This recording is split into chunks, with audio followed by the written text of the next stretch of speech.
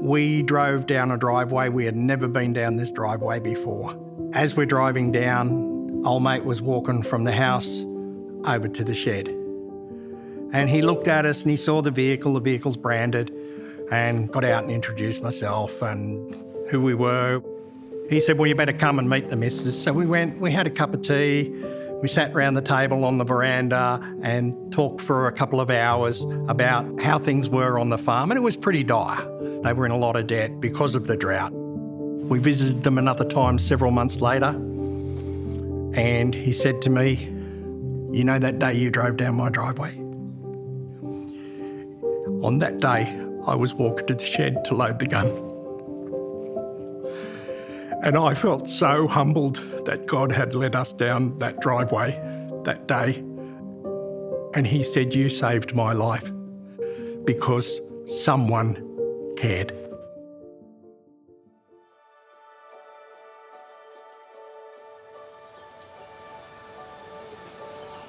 We are here to assist rural and remote communities that are maybe facing some sort of adversity.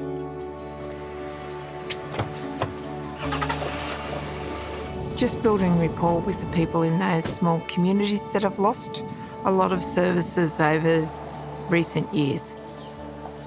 Isolation for most people in good times is not an issue because things are going well, they're not having to hand feed stock every day, so they've got a little bit of time to take a day off and go to town and mix with other people. But when times are hard and someone needs to be on the farm every day, then that sense of isolation leads them to feeling alone. It becomes an exhaustive mental process to do day-to-day living sometimes. My first meeting with Donna was she was referred to me by another agency to see if we could do anything to help them. They had a set of cattle yards, but there was a part broken where Donna didn't feel safe working with the animals. Go and get it fixed. We'll fix up the bill for you. She then felt safe to work with the cattle and they could continue their business.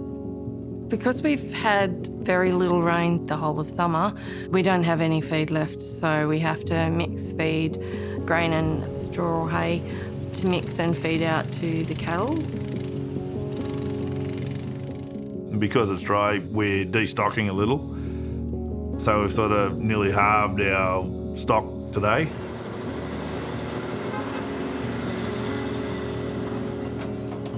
Been through like drought years, but that last lot was really hard, and I think people are much more nervous going into this looking like, well, this is only early on, you know, how much longer are we going to have to do it for, and can we? So people are having to make decisions to sell stock or buy feed.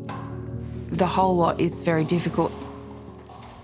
Back in the droughts, we started doing drought drinks. And I don't really care whether you have an alcoholic drink or a cup of tea or whatever. Like, it was more an excuse for the girls to get together is what it was. And then the boys decided that they were missing out. So I said, well, do your own thing, or sometimes we do it together. When you're feeding stock and that's all you're doing all day and you don't see anyone else, you knock off, go to bed, get up, do the same thing again tomorrow. And so someone coming around to, just have a yarn. Di and Rusty have come up to that through their rural chaplaincy and caught up with people. With Di and Rusty coming to those sort of things, they get to meet people and then people get more comfortable. Now they're just there to listen. The biggest thing is trying to maintain social connection in that when it gets harder, you can keep an eye on friends or they can keep an eye on you, or whichever the case may be. From helping one person, I was able to help 15 people. I've continued to work with those 15 people over the last 10 years, build rapport with them. To me, it's like, they're not chaplains, we're friends now. I just think, well, you've got to have the ups and downs, because I suppose that's when you find some of the special people in your life.